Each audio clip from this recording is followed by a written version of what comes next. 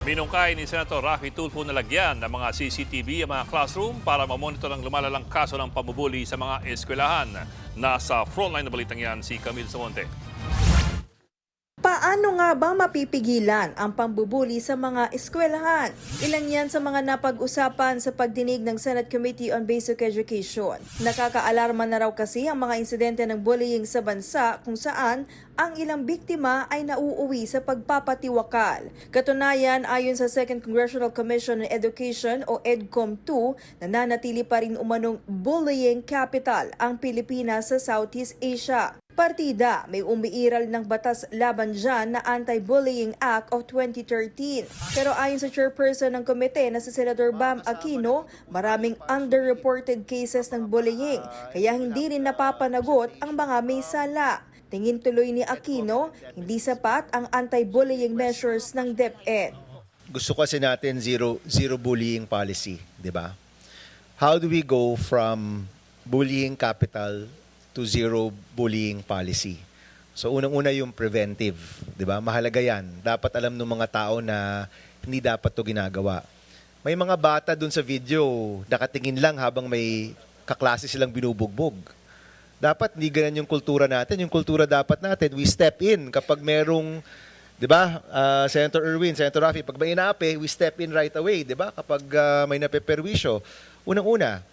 Pangalawa, yung penalty. Kung walang penalty kasi, tuloy-tuloy yan.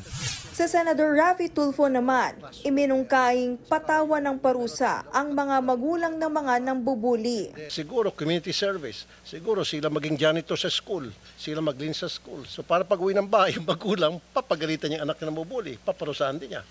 Bukod dyan, nanawagan din si Tulfo na lagyan ng mga CCTV camera ang mga classroom para mamonitor ang mga estudyante.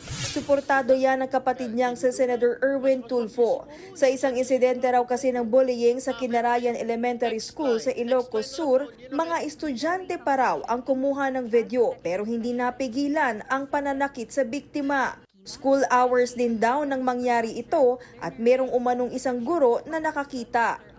Kung hindi pa nag-viral, paano po kung yung bully mahina-hina ang loob at kinitil niya yung sariling buhay niya, gaya ng kwento ni Senator Raffy. Paano ho yung ganun? Bakit hindi patawag agad yung parents na nang bully sa akin, parents ko, para kausapin? They did that sa ibang bansa po. Kaagad pinapatawag ang magulang, lalo sa public schools, para masabihan na warningan niyo yung anak niyo kung hindi merong kaakibat na parusa. Nangako naman ang DepEd na pananagutin at sasampahan ng kasong administratibo ang gurong sinasabing nakakita sa pambubuli, pero hindi ito agad inireport. Sa ngayon, patuloy naman daw gumagawa ang ahensya ng mga patakaran at programa para maiwasan ang bullying sa mga eskwelahan. Aside from the fact na binibigyan po natin ng psychosocial support po yung mga bata natin, any learners affected po here, we also ask for the parents to come in naman po para ma-discuss na kaagad po yung incident po. Nagbabalita mula sa Frontline, Camille Samonte, News 5. Mga kapatid, Ed Lingaw po, maging maalam at may pakialam sa mga napapanahong balita sa ating bansa. Para sa mas malilimang pagtalakay at paghimay sa mga issue at headlines, mag-follow at mag-subscribe sa social media pages ng News 5.